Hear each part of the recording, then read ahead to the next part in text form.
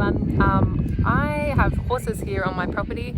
I just wanted to show you a bit of a reveal today. I washed my Shire Cross the other day after taking him for a long ride, and I've rugged him for a few days, and I just wanted to see what's underneath. It's the second month of spring here, so they're just losing their winter coat. So I gave him a really good brush, gave him a wash, and sometimes when I put his rug on, it will actually pull the winter hair out easier, or more easy. So let's have a look anyway. I'll unrug him and you can see this is Thor. That was good timing, Thor. He's our Shire Cross warm blood. We have Thor and we have Jed. They're both brothers. They are really beautiful animals. They're very sweet, very gentle. They're amazing to ride. They, excuse me, have a rocking horse sort of canter that's just beautiful. Really great slow trot because they are known for pulling carts, so they have that very slow trot. What else? They're good doers. I feed them once a day about 4 kilos of hard food a day, just for minerals and nutrients that they need. Other than that, they're just on grass. We don't have great grass here, we just have kike, and especially in the winter time it gets quite poor in the paddocks, the feed does. So they're really good doers. But let's take this rug off and have a look.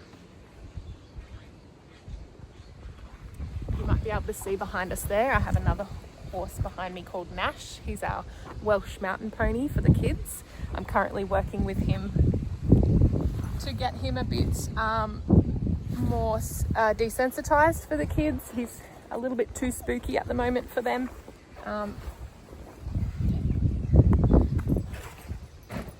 But all I'm doing is natural horsemanship. I really love natural horsemanship, and the easiest way to explain what natural horsemanship is communicating with the horse through body language, and that is their language, body language. So when a horse wants to communicate to another horse, they'll often raise their head, put their ears back, move their hindquarters, which is their bum, towards the other horse to warn them off, etc., etc. So it's communicating with them in their own language, basically.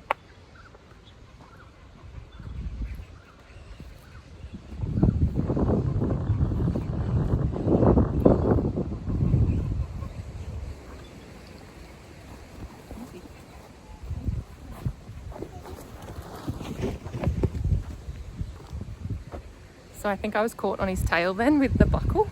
So he's just run off, but he'll be back. Come here, Fuzzy. Come here, buddy. Both of my Shire Cross warm bloods are quite spooky.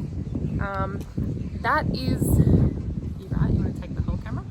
That's a little bit unusual for quite a heavy breed because they're generally pretty docile. However, they are very spooky. So I've worked really hard to try and desensitize them. Thor here was actually going to be in a movie that is coming out soon.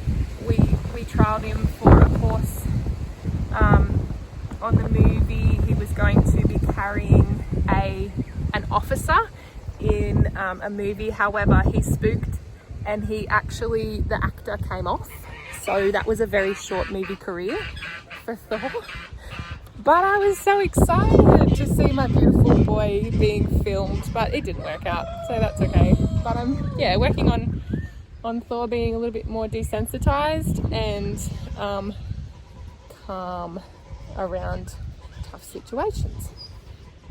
And what I've done is we have a big sort of blow up Pilates ball, which I bounce around, bounce off him, bounce off his back. Rubbish bags, stock whips, whistles, clapping my hands, running at him, all sorts of things to try and desensitize him so that he is a little bit braver.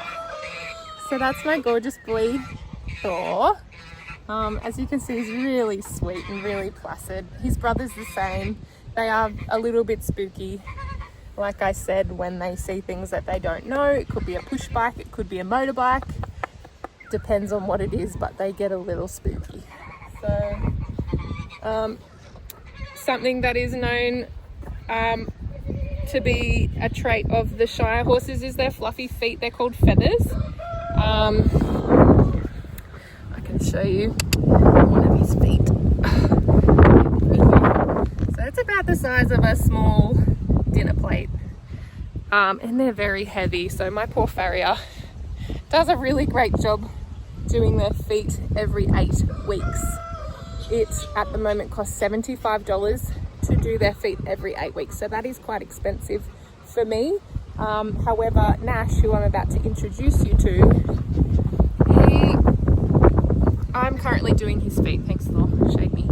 I'm currently doing his feet, and as well as my Arab, because we're not riding them as much. We're not relying on their feet too much, as in holding my weight. So I generally do their feet. My farrier is really great. He will actually, if I do their feet, he will look over them and make sure I'm doing them right. I've been doing them on and off for about 5 years, so I know my horse's feet. I know how they should look. I know the issues that they have. My Arab had laminitis, which is a really painful thing to have happen to a horse, but he has only had that once in probably the 10 years that I've known him. This is Nash. He's our kid's pony. As you can see, he doesn't really like to be caught too much. He's going to run away. Nashy. But he, we've had him for probably a year maybe now, and I've just been working with him to get him to the point where I can catch him. He's a really great ride. He's probably better behaved under saddle than he is on the ground. He's a real great horse. He's really sweet. The only thing I have noticed is he does like to have a little bit of a nibble, which we've been working on. He bit me on the stomach. That really hurt. But we've been riding him bareback. He's really sweet. He's very strong. He carries me. But he's really sweet. Another good doer. I don't have to feed him much, and he holds his condition really well. Don't you bite my ear. You bite my ear, Nashi. And again, working with him with the natural horsemanship to desensitize him and get him to the point where the kids can jump on him and play around with him.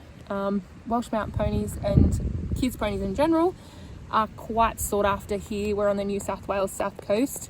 They're really sought after, so he's a bit of an investment for us. We got him from Wagga Wagga, and I know that I can sell him pretty easily if I have to, and it might get to the point where he's not actually suited to the kids because he's quite fast, and they might end up, you're right, they might end up riding these big boys because generally they're pretty lazy. Don't bite me, don't nibble me. Thor'sy, he's glossy, he's looking good. You're looking good, Thor. It might turn out that they're a bit easier to ride because generally they don't want to run off, they don't want to bolt, they're happy to just plod along. They'll walk all day for you if you want. So it might turn out that they end up riding him and I'll sell Nash on. So just a quick video blog to introduce you to these two, and I'll do another one later to introduce you to my other Shire, Jet, and my Arab, Ruddy, who are in different paddocks. So thanks guys. You want to say goodbye, Thor? You big handsome boy. You're so handsome.